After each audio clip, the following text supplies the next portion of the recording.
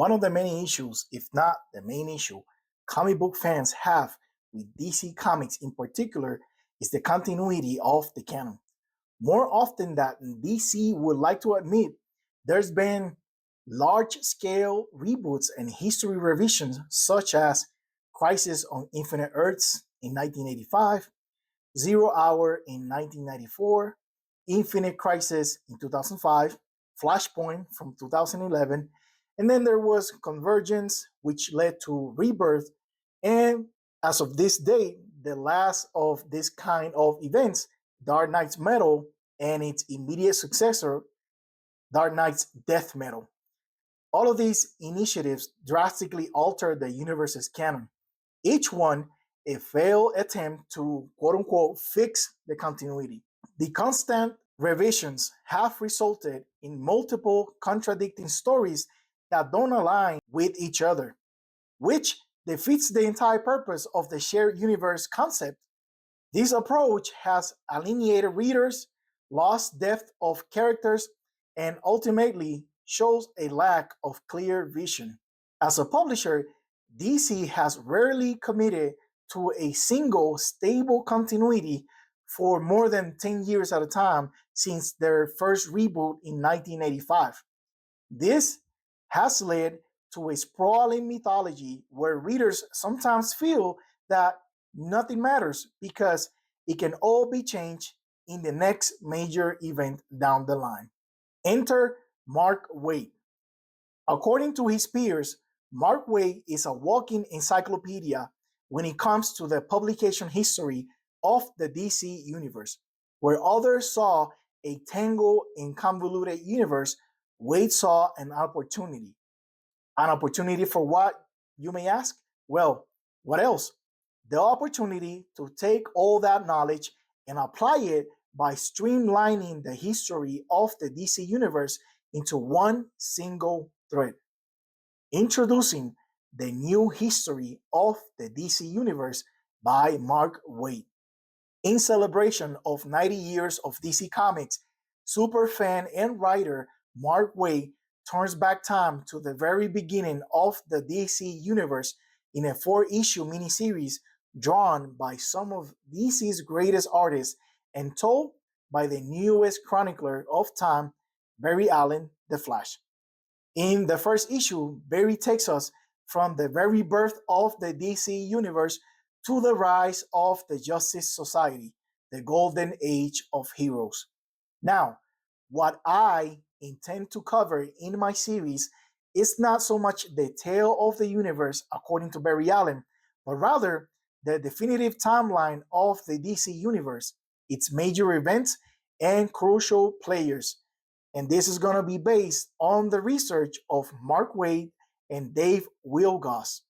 They scrubbed the archives at DC headquarters and put together a cohesive and comprehensive timeline that lays out the events that made DC what it is today, a rich, vast, and complex shared universe. The following is the new history of the DC universe according to this miniseries. You're going to see the moments, events, and characters that shape the universe from its inception. Full disclosure though, before we start, some events have stayed exactly the same while others have been slightly altered to fit the narrative of one single story, one single history. This was Waid's attempt to clear the way for one single continuity, one single canon. It's up to you to take it or to leave it. With that being said, let's begin. Chapter 1, The Creation of the Multiverse. At the dawn of time and the origins of the source, Perpetua gave birth to her children, Mark-Novel, the Monitor, Mobius, the Anti-Monitor, and Alpheus, the World Forger. Perpetua created the multiverse from a mandate given to her by the source. There were 3 realms inside them: dark matter, positive matter, and antimatter. The children were assigned to monitor each of those realms. Alpheus was tasked with populating the multiverse through the World Forge. Marnovu was tasked with organizing the universes, seeing to their development and preventing any crisis that may occur. Mobius was tasked with guarding the boundaries of creation, meaning keeping life from bleeding over to the antimatter realms. While hammering away at the World Forge, Alpheus realized that not every world he created rose to life. So, to dispose of those faulty worlds, he created the god Barbados and charged him with the duty of destroying those faulty worlds and returning them to the Forge. During the course of his duties, Marnovu discovered the truth about his mother. Perpetua's role was to perish after creating the multiverse, but she refused. She instead harnessed the dark energies of the multiverse to fight back against the source. Mobius convinced his brothers to broadcast a message to the judges of the source and inform them of Perpetua's actions. So they did, and judgment was swift. Perpetua tried to use her legions of creatures filled with dark energies, but she was no match to the judges of the source. A wall was built around her entire multiverse to contain those dark energies from bleeding over to the other multiverses or the rest of the omniverse for that matter. Finally, for her crimes and abuse of her duties, Perpetua was imprisoned within that same source wall along with her legions. Left to their own devices, the three brothers were now in charge of restarting everything again. With nothing left to say, Alpheus returned to the World Forge to carry on with his duty of filling the multiverse with universes of his creation. On the other hand, Mornovu confessed he knew this was the possible outcome of going against Perpetua. Being sealed off from the omniverse also kept them away from the antimatter realms, leaving Mobius the anti-monitor without his charge, because the source wall rendered the functions of his domain obsolete. The anti-monitor was left without the realm entrusted to him as his birthright, while the monitor retains his charge and realm until the end of time. This was unacceptable for Mobius, who in turn declared war on his brother Marnovu. So it was. From the dawn of creation, antimatter swore to consume matter for all of eternity. Chapter 2: The Endless. Soon after, the Endless were established as constant forces to hold different domains for all of creation. They were desire, despair, destiny, delirium, dream, death, and destruction. Desire is everything you ever wanted, whoever you are, whatever you are. Despair is the twin of desire. It is said that in despair's domain, there's nothing but scattered windows hanging in the void. These windows are but mirrors from our world. Sometimes, when you look into a mirror, you find yourself looking into the eyes of despair. For despair says little and is patient. Destiny is the oldest of the endless, and when time was anew, there he was, present to chronicle all of it. Destiny's logbook contains records of everything that was, is, and will ever be. Delirium is the youngest of the endless, but the human minds were not made to comprehend her domain. Those who manage to travel to her realm are incapable of reporting back anything of significance. Long ago, delirium was once delight, an unspoken tragedy between the endless. Dream is called by many names: Lord of the Dreaming, Lord Shaper, Morpheus, the Prince of Stories, or the Sandman, among many others. He is most conscious of his responsibilities and is very meticulous in their execution. Death is, unironically, the only easygoing sibling among the endless. She's responsible for closing the door behind her at the end of everything. Finally, there's destruction, or rather, there was destruction. The endless who abandoned his office in displeasure and dissatisfaction because annihilation and obliteration were not in his heart. Chapter 3: Heaven, Order, and Chaos. During the beginning of everything, the Silver City and its inhabitants spawned into creation. You may know it as heaven.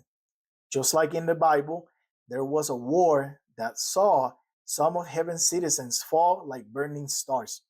Among the fallen angels, there was the one known as Lucifer, the Lightbringer, also known as the Morning Star.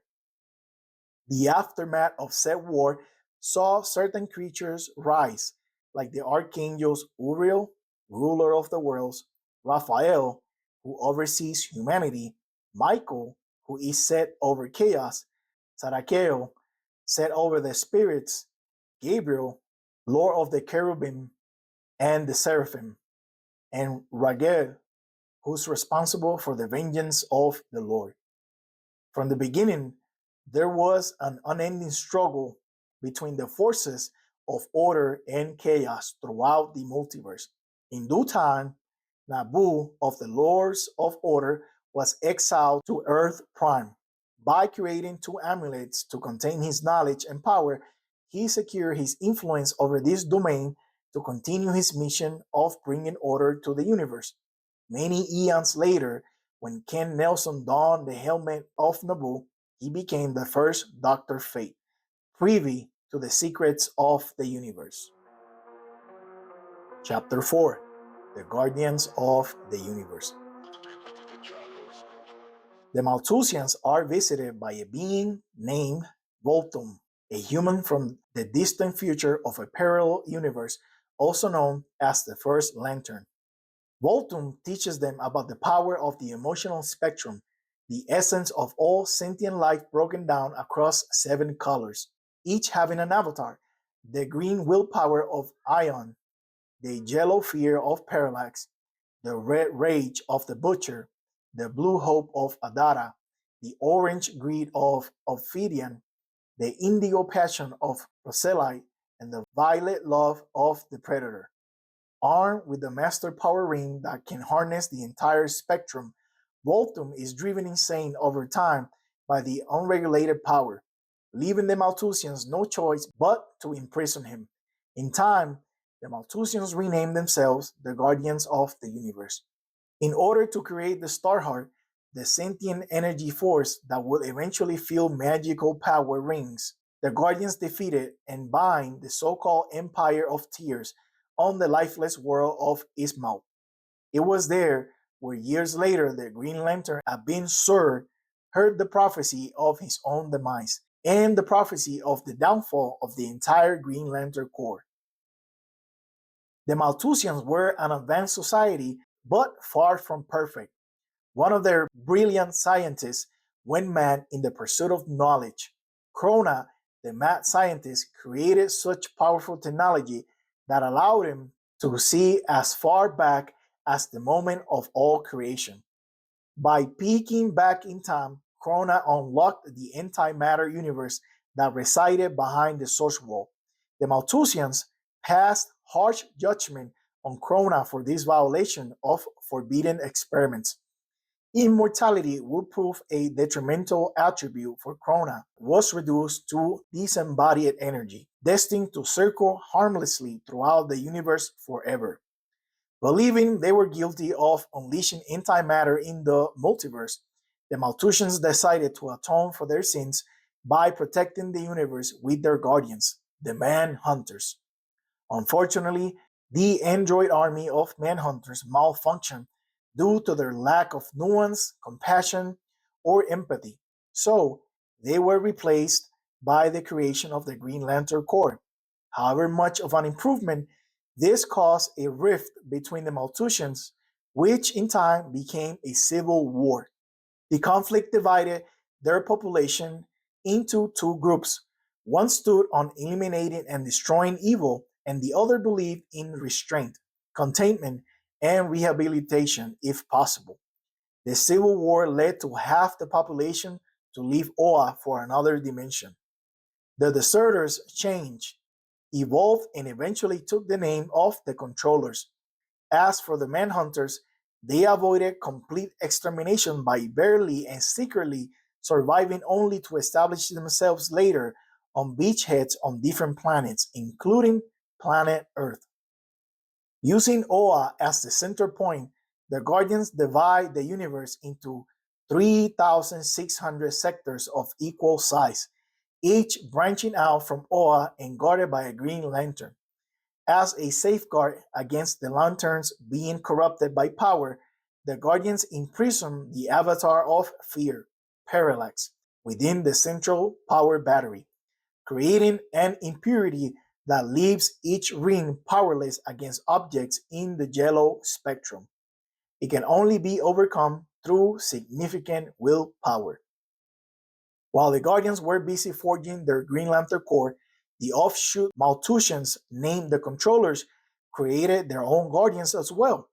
The Controllers created Nemo, the network of establishment and maintenance of order, for the purpose of isolating the troubles of the galaxy away from the Controllers' domain. Over the millennia, the Controllers realized they would have to take a more active stance by attacking chaos at its roots. Despite all the good they did, there were too many operatives in too many different places. Nemo and the Controllers devised a new plan to ensure order, which resulted in the creation of the Dark Stars. The first of these new protectors was named Drew, one of 1,000 to carry the name Dark Star. Another offshoot race from the Malthusians were busy at this time making their own guardians as well.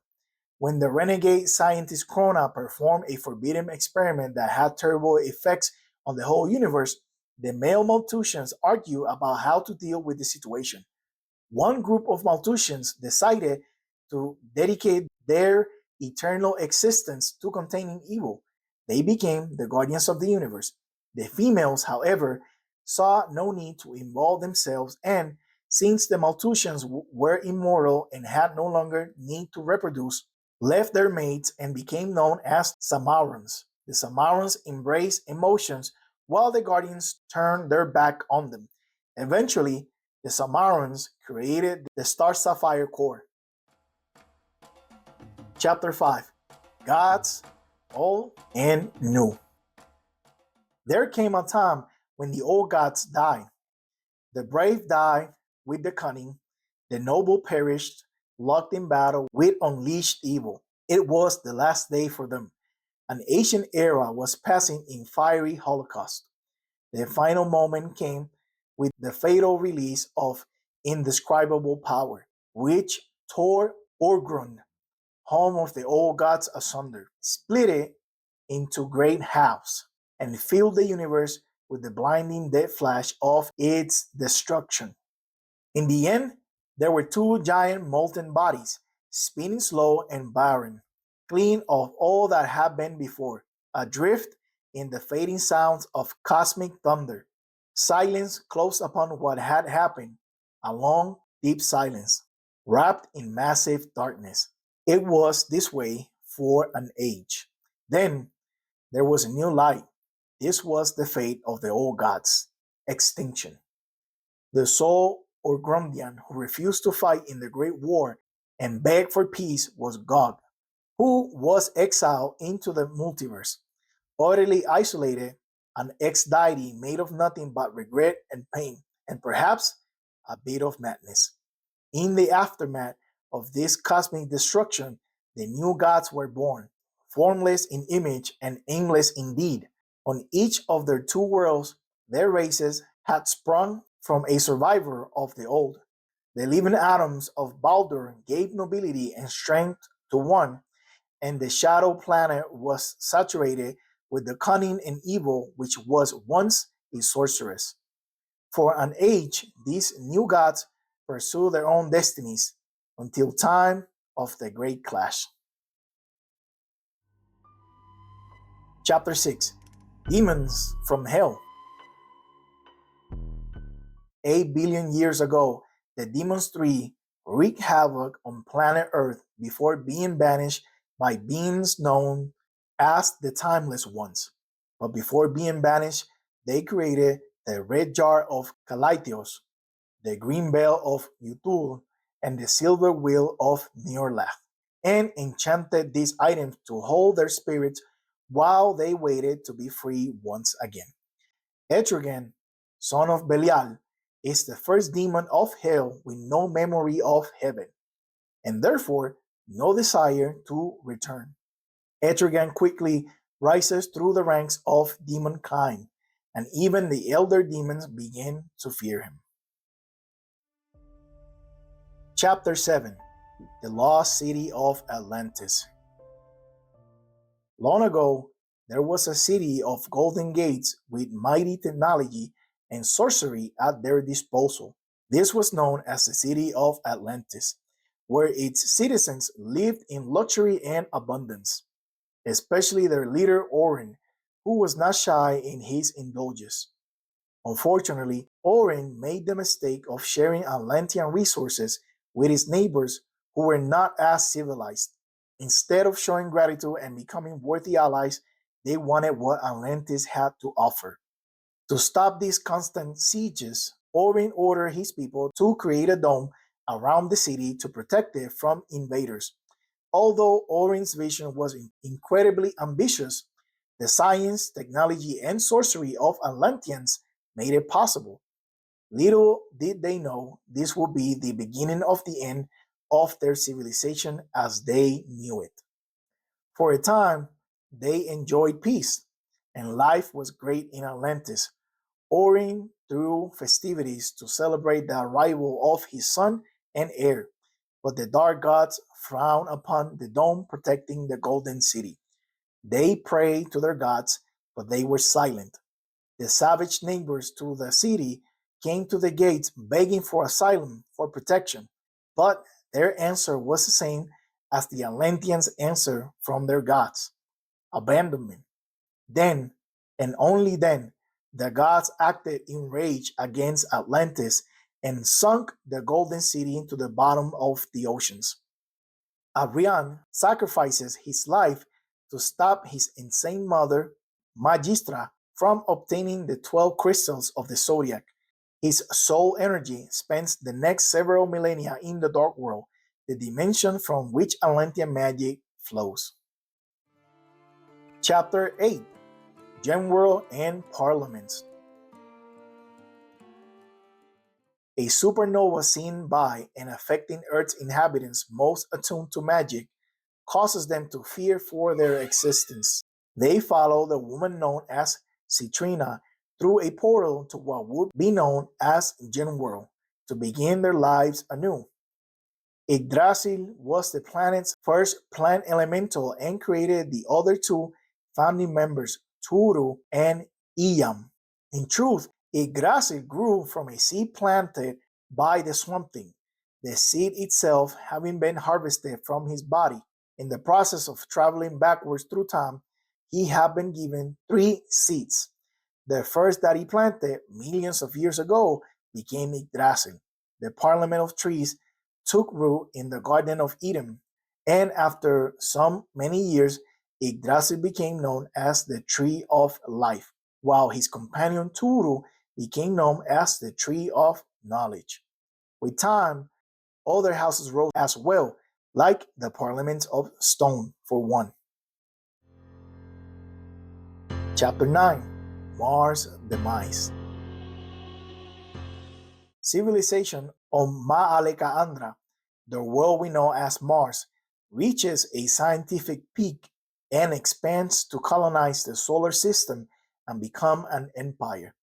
During this endeavor, the two races of people, green Martians and white Martians, split duties and responsibilities. At the same time, their different ways of doing things caused a wedge between Martians that eventually brought their extinction. Chapter 10: Pariah's Punishment. In another dimension, the scientist Kel Mosa destroys his world by attempting to explore the dawn of time. Renamed Pariah As penance for his actions, he is forced to spend the next 100 million years witnessing the destruction of world after world and the deaths of countless billions of sentient beings. Chapter 11: Krypton's Dark Legacy.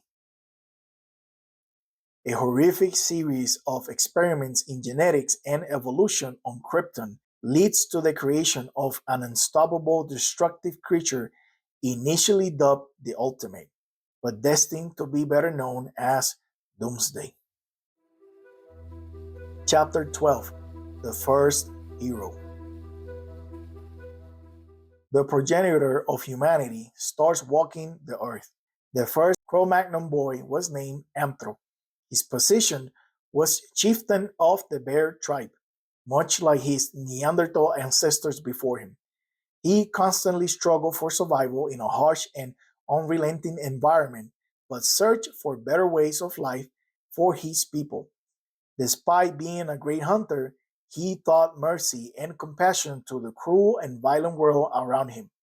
Most people recognize him as the first true hero. Chapter 13: Paradoxes. Around that time, a time hunter called Rip Hunter traveled back to this time to stop a caveman from the Blood tribe from becoming the villain known in the future as Vandal Savage. Rip brutally murders the caveman named Vandar Adigi in the presence of his child. Unfortunately, Rip made a miscalculation. Vandar was not his target. Soon after, a comet lands near and grants the orphan child incredible powers such as immortality. As it was the practice of this time, the son took the name of his murdered father and became the same Vandal Savage Rip Hunter was trying to erase from the timeline, creating the first paradox in the universe. An amnesiac and time-displaced Bruce Wayne is temporarily marooned to this era. His tactics inspire a group of nomads to create the Bat Tribe to fend off the other organized groups of the era like the Bear and the Blood tribes. In what will one day be known as Germany, a tribe of humans find an alien device later identified as the H-dial, a magic amulet with a dial like a rotary phone. If a user dialed hero, they were transformed into a superhero with unique powers for a brief period. I believe this is a good stopping point for now. This episode covered the first page from the references alone. I say that to give you an idea of how much work went into putting this project together and how lengthy and time consuming it was for me to research and cross-reference everything. At the time of me recording this video, I've only managed to research 3 pages worth of references. So if this video does well, I will be inclined to continue this project in the near future. Like I mentioned in the beginning, you might recognize some of these moments by the stories, if not for the images alone. Some of the history stay the same as it was published originally. Others were altered slightly to be part of the canon or restored back into canon, depending on the case. Most of the eras and events covered in the first issue did not change too much. Instead, they would just align into a single timeline, if that makes sense. If you want to check all of the references yourself, they are listed in the comic themselves. However, I found a few others that helped me put this video together. So if you want to check the references for my video, stay all the way to the end. I'm going to pull them up one by one, and I will also have them in the description, just in case I miss anything. But with that being said, my name is Jancy, aka H.E.R.O the Collector. Thank you for watching. Have a blessed day, and remember to read more comics.